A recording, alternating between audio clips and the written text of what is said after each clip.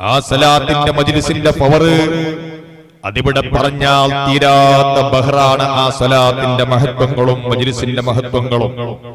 എന്റെ പ്രിയപ്പെട്ട മുഅ്മിനീങ്ങളെ, നാളെ മഹ്ശറ ലോകത്ത് അർശിന്റെ താഴെ ആദം നബി അലൈഹിസ്സലാത്തു വസ്സലാമിന് ഒരു സ്ഥലങ്ങളുണ്ട്. അവിടെ ആദം നബി അലൈഹിസ്സലാത്തു വസ്സലാം പച്ച വസ്ത്രങ്ങൾ ധരിച്ച് നീളത്തുള്ള ആ മനുഷ്യൻ അവിടെ ഇങ്ങനെ നിൽക്കുകയാണ്. ആ നിൽക്കുന്ന സമയത്ത് നിൽക്കുകയാണ്, എന്റെ സന്താനങ്ങളിൽ ആരെല്ലാമാണോ നരകത്തിലേക്ക് പോകുന്നത്, ആരെല്ലാമാണോ സ്വർഗത്തിലേക്ക് പോകുന്നത് എന്നിങ്ങനെ വീക്ഷിച്ചു കൊണ്ടിരിക്കുന്ന സമയത്താണ് മുഹമ്മദിയ സമുദായത്തിൽപ്പെട്ട ഒരു ആളെ മലക്കുകൾ അതാ ചങ്ങലയിൽ കെട്ടിക്കൊണ്ട് നരകത്തിലേക്ക് വലിച്ചു കൊണ്ടുപോകുന്നു.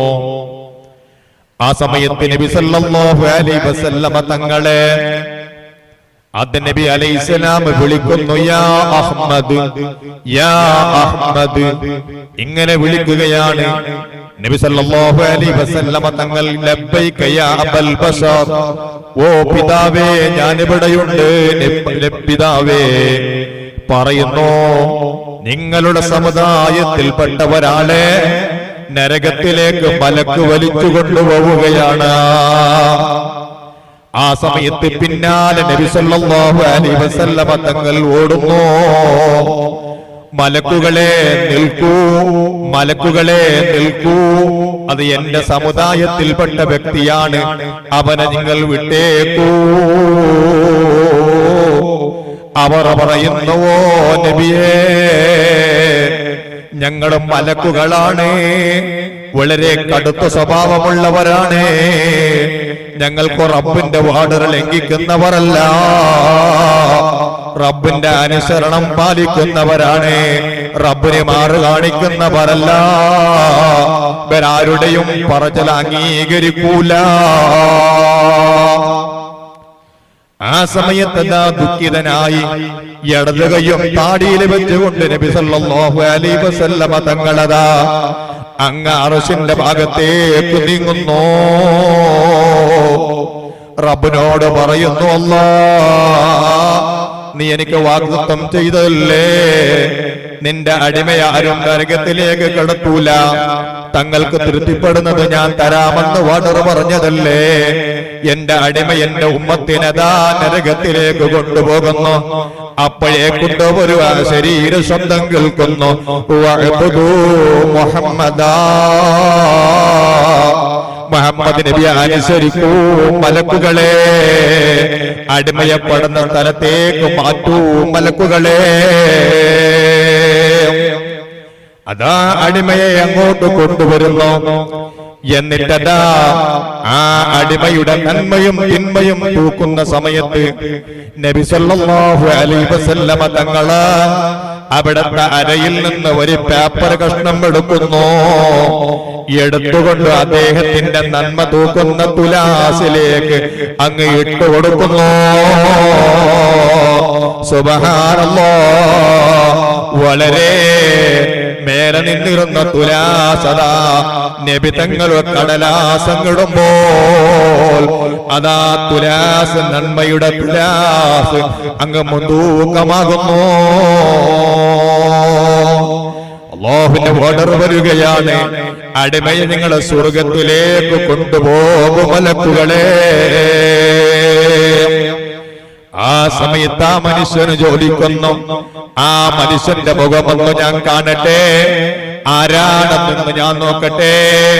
വളരെ സൂര്യനെ പോലും കൊല്ലുന്ന മുഖമുള്ള ഒരു മനുഷ്യനങ്ങ് കാണുന്നു. നിങ്ങൾ ആരാണെന്ന് ചോദിക്കുമ്പോൾ പറയാണ്, ഞാൻ നിന്റെ നബി മുഹമ്മദുർ റസൂലുള്ളാഹ്, ഞാൻ മുഹമ്മദ് നബിയാണ് മോനെ, നീ ഒരുപാട് തെറ്റ് ചെയ്തിട്ടുണ്ടെങ്കിലും നിനക്ക് അവസരം കിട്ടുമ്പോഴൊക്കെ എന്റെ പേരിൽ ധാരാളം നീ സ്വലാത്ത് ചൊല്ലിയവരാണ്. നിന്റെ സ്വലാത്ത് നിനക്ക് ഞാനേ ഏറ്റവും പ്രതിസന്ധി ഘട്ടത്തിൽ ആവശ്യമുണ്ടാകുമെന്ന് എനിക്കറിയാം. ആ സ്വലാത്ത് ഞാനിതാ സൂക്ഷിച്ച് വെച്ചിട്ടുണ്ട്. അത് നിന്റെ തുലാസിൽ ഇട്ട് തന്നതാണ് മോനെ. അവിടുന്ന് ആ മനുഷ്യന്റെ സന്തോഷത്തിന്റെ പരിധിയുണ്ടോ? ഓ എന്റെ പ്രിയപ്പെട്ട മുഅ്മിനീങ്ങളെ, രക്ഷിതാക്കളെ, ഉമ്മപെങ്ങന്മാരെ, അല്ലാഹുവിന്റെ റസൂലിന്റെ പേരിൽ സ്വലാത്ത് ചൊല്ലിയാൽ അവന്റെ 100 ആവശ്യങ്ങൾ അല്ലാഹു വീട്ടി കൊടുക്കുന്നതാണ്. 30 ദുനിയാവിലും 70 ആഖിറത്തിലേക്ക് നീട്ടിവെക്കുന്നു. ആഖിറത്തിൽ ഒരുപാട് പ്രയാസസന്ധികളുണ്ട്, ഒരുപാട് പ്രതിസന്ധി ഘട്ടങ്ങളുണ്ട്. തുലാസുണ്ട്, മീസാനുണ്ട്, സിറാത്തുണ്ട്. അവിടെയെല്ലാം നട്ടോട്ടം തിരിയുന്ന സമയത്ത് ഹബീബ് തങ്ങൾക്ക് ചൊല്ലിയ സ്വലാത്തതാ അവന്റെ തുലാസിലേക്ക് ഇട്ടുകൊടുക്കുന്നു. അതുകൊണ്ട് ഞാൻ പറയട്ടെ, വെള്ളിയാഴ്ച നടക്കുന്ന സ്വലാത്തിലേക്ക് നിങ്ങൾ വരുന്നവരാകണം. ആ മജ്ലിസിൽ നിങ്ങൾ കൂടണം, സ്വലാത്ത് ചൊല്ലണം. എന്റെ ഉമ്മപെങ്ങന്മാരെ, ധാരാളം നിങ്ങൾ സ്വലാത്ത് ചൊല്ലണേ, ധാരാളം സ്വലാത്ത് ചൊല്ലണേ. സ്വലാത്തിനൊരു പ്രത്യേകമായ സമയമില്ലല്ലോ. ഇശാ നിസ്കരിക്കണമെങ്കിൽ ഇശാഇന്റെ സമയമാകണം. അതിന് വുളു എടുക്കണം. അതിന് ചില ശർത്തുകളും ഫർളുകളും ഒക്കെ ഉണ്ടല്ലോ. ഹജ്ജിന് പോകണമെങ്കിൽ ഹജ്ജിന്റെ മാസം വരണം. സകാത്ത് കൊടുക്കണമെങ്കിൽ അതിന്റെ സുഗതികയാണ്. അതുപോലെ ഏതൊന്നിനും ഇവിടെ ഒരു കണക്കും അതിനൊരു ശർത്തും ഫർളുകളൊക്കെ ഉണ്ടെങ്കിലോ സ്വലാത്തിന് അങ്ങനെയുള്ള ഒരു ശർത്തില്ല. ഏത് സമയത്തും സ്വലാത്ത് ചൊല്ലാം, ഏത് സമയത്തും സ്വലാത്ത് ചൊല്ലാം. സ്വലാത്ത് ചൊല്ലാൽ നമുക്ക് കിട്ടുന്ന നേട്ടങ്ങളാ എന്റെ പ്രിയപ്പെട്ട സുഹൃത്തുക്കളെ. നാളെ ഒരാൾക്കും അതാ സ്വർഗത്തിൽ കടന്നാലല്ലാതെ, മാഫിൽ പഠിച്ച മോന് സ്വർഗത്തിൽ കടന്നാൽ മാത്രമേ ശുപാർശക്ക് അധികാരമുള്ളൂ. ആർക്കും ശുപാർശക്ക് അധികാരമുള്ളവന് സ്വർഗത്തിൽ കടക്കണം. സ്വർഗത്തിൽ കടക്കാതെ ഒരാൾക്കും മറ്റൊരുത്തന്റെ ചിന്ത നോക്കാൻ അവനിക്ക് സമയമില്ല.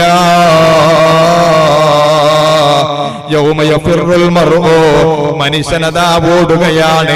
പാപ്പനെ കാണുമ്പോൾ മകനോടുന്നോ, മകനെ കാണുമ്പോൾ പാപ്പയോടുന്നോ, ഭാര്യനെ കാണുമ്പോൾ ഭർത്താവ് ഓടുന്നു. ഭർത്താവ് അവിടെ മനസ്സിലാക്കുന്നു, ഭാര്യയിൽ നിന്നും എന്തെങ്കിലും എനിക്ക് കിട്ടാനുണ്ടെങ്കിൽ അത് ഞാൻ വാങ്ങട്ടെ. പാപ്പ മനസ്സിലാകുന്നു, മകനിൽ എന്തെങ്കിലും കിട്ടാനുള്ളത് ഞാൻ വാങ്ങി എന്റെ തുലാസ് ഞാൻ രക്ഷപ്പെടുത്തട്ടെ. എന്നാൽ ഒരേ ഒരു നേതാവ് നമുക്കുള്ളൂ, അത് അഷ്റഫുൽ ഖൽഖ് മുഹമ്മദുർ റസൂലുള്ളാഹ്. അനലഹ, അതിന് ഞാനാണ് അനലഹ, അതിനേക്ക് അധികാരമുള്ളവര് ഞാനാണ്.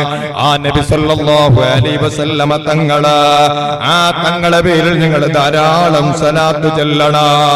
മൻ അക്സറ സ്വലാത അലയ്യ നവ്വറല്ലാഹു ഖൽബ, എന്റെ മേൽ ഒരാൾ സ്വലാത്ത് അധികരിപ്പിച്ചാൽ അവന്റെ ഹൃദയം പ്രകാശിക്കുന്നതാണ്, അവന്റെ ഹൃദയത്തിന് വലിയ തിളക്കം കിട്ടുന്നതാണ്. അതുകൊണ്ട് എന്റെ പ്രിയപ്പെട്ട മുഅ്മിനീങ്ങളെ, ധാരാളം സ്വലാത്ത് ചൊല്ലണം. നബി തങ്ങൾ പറയുന്നു, വമൻ സ്വല്ലാ അലയ്യ മിയതൻ കതബല്ലാഹു ബൈന ഐനൈഹി ബറാഅതൻ മിനൻ നിഫാഖി വബറാഅതൻ മിനൻ നാർ വഅസ്കനഹുല്ലാഹു യൗമൽ ഖിയാമത്തി മഅസ് ശുഹദാ. അല്ലാഹുവിന്റെ റസൂൽ പറയാണ്, എന്റെ മേലുള്ള ഒരാൾ 100 സ്വലാത്ത് ദിവസവും ചൊല്ലിയാൽ കതബല്ലാഹു ബൈന ഐനൈഹി, അവന്റെ 2 കണ്ണിന്റെ ഇടയിൽ ഒരു എടുത്തു വരുന്നു. ബറാഅതൻ മിനൻ നിഫാഖ്, കാപട്യത്തിൽ നിന്ന് മുക്തനായ മനുഷ്യനാണ്. നിഫാഖിന്റെ ആളുകൾക്ക് സ്വലാത്ത് ചൊല്ലാൻ അവന്റെ മനസ്സ് സമ്മതിക്കൂല. അതുകൊണ്ട് അത് ആ കാപട്യത്തിൽ നിന്ന് വഴിവാരവനാണെന്ന് എഴുതുകയാണ്. അവൻ നരകമോചിതനാണെന്ന് അവന്റെ കണ്ണിനിടയിൽ എഴുതുകയാണ്. വഅസ്കനല്ലാഹു യൗമൽ ഖിയാമത്തി മഅസ് ശുഹദാ. ഖിയാമത്ത് ദിവസത്തിൽ ശുഹദാക്കളോടൊപ്പം അല്ലാഹു താമസിപ്പിക്കുന്നു. പോരെ എന്റെ പ്രിയപ്പെട്ട സുഹൃത്തുക്കളെ, രക്തസാക്ഷികളോട് സമനം കൂടിയാൽ അവന് സ്വർഗത്തിലല്ലേ? അവനതാ നരകമുക്തനാണെന്ന് എഴുതിയാലോ അവന് സ്വർഗത്തിലേക്കല്ലേ? അതുകൊണ്ട് കഴിയുന്നവരും സ്വലാത്ത് അധികരിപ്പിക്കണേ.